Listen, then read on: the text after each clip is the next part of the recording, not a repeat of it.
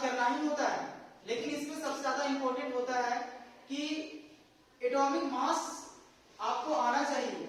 जैसे हाइड्रोजन हो गया तो लगभग एलिमेंट का जो एटॉमिक नंबर होता है उससे डबल होता है, लेकिन कुछ ऐसे एलिमेंट होते हैं डबल ना होकर के क्या होता है, अलग अलग होता है। जैसे हम बता रहे थे कि हाइड्रोजन का एक होता है एटॉमिक नंबर, तो एक इसका एटॉमिक मास भी होता है, ठीक है। बाकी आप लोग ये भी बताया कि रिप्रेजेंट कैसे करना है, कहां पर एटॉमिक नंबर लिखना है, कहां पर एटॉमिक मास लिखना है।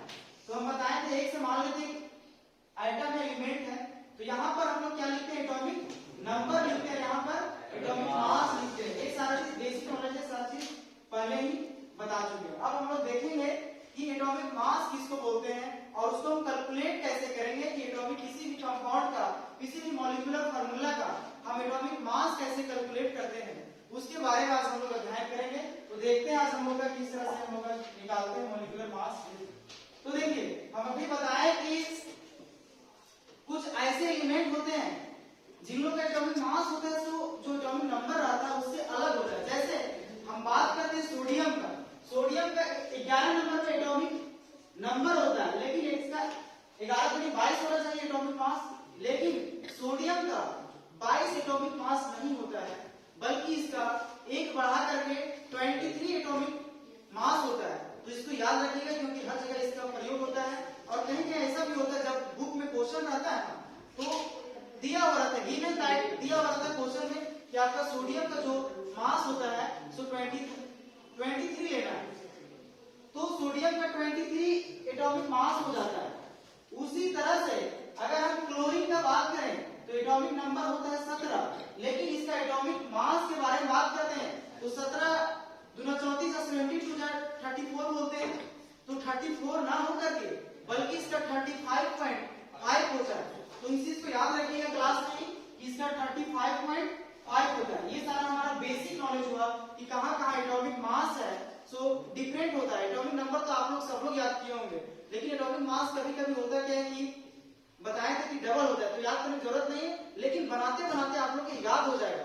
कुछ कुछ ऐसा एलिमेंट है जिन लोग का डबल होता है, उससे ज्यादा हो जाता है, तो एटॉमिक मास डिफरेंट होता है। तो उसी तरह से हम लोग आज देखेंगे कि वाटर का मॉलिक्यूलर फार्मूला क्या होता है, H2O होता है, ठीक है। वाटर का फार्मूला H2O होता है।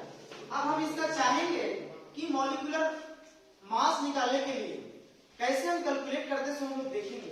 तो हम लोग को पता है कि हाइड्रोजन का जो एटॉमिक मास होता है तो कितना होता है, 1 होता है। तो 1 से हम मल्टीप्लाई करेंगे 2 से। 2 से मल्टीप्लाई क्यों कर रहे हैं, क्योंकि दो हाइड्रोजन का संख्या है, इसीलिए 1 गुना 2 कर दिए।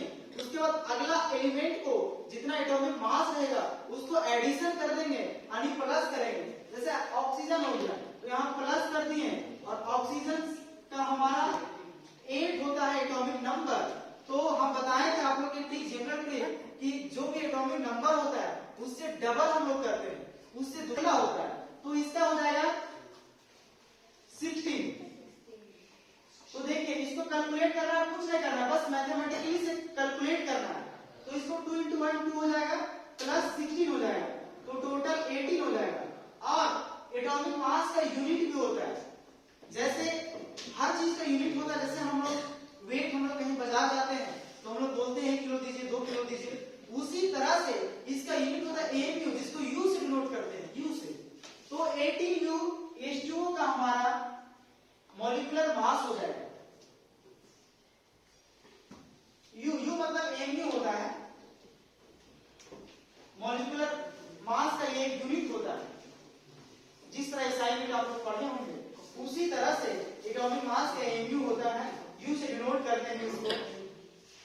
बाकी देखिए उसी तरह से एक लैंग्वेज प्रॉब्लम होता है कि डायरेक्ट बोल दिया जाएगा कि आपको calculate the molecular mass of oxygen, तो ऑक्सीजन का मॉलिक्यूलर मास निकालने के लिए बोला जाएगा। तो ऑक्सीजन सिर्फ O नहीं समझना है। बहुत लोग क्या करते हैं, ऑक्सीजन बोला जाएगा calculate the molecular mass of oxygen, तो सिर्फ O का निकालते हैं, लेकिन O का नहीं होता है, O2 का होता है। O2 का क्यों होता है, क्योंकि इस अर्थ में जो ऑक्सीजन पाया जाता है वह सिर्फ एलिमेंट नहीं पाया जाता है, या तो मॉलिक्यूलर फॉर्म में पाया जाता है या तो इसीलिए ऑक्सीजन को O2 अगर लैंग्वेज में लिखा हुआ रहेगा ऑक्सीजन का मॉलिक्यूलर मास निकालिए तो O2 के निकालना पड़ता है, ना कि सिर्फ नेसेंट ऑक्सीजन। ये नेसेंट ऑक्सीजन कहलाता है, ये स्वतंत्र अवस्था में नहीं पाया जाता है, कोई भी एलिमेंट स्वतंत्र अवस्था में नहीं पाया जाता है, सिर्फ एक्सेप्ट नोबल गैस। आप लोग नोबल गैस के बारे में पढ़े होंगे, जो जिसका 18 ग्रुप में होता है, जैसे हो गया नियॉन हो गया, हीलियम हो गया, ये सारा जेनन हो गया, रेडन हो गया, ये सारा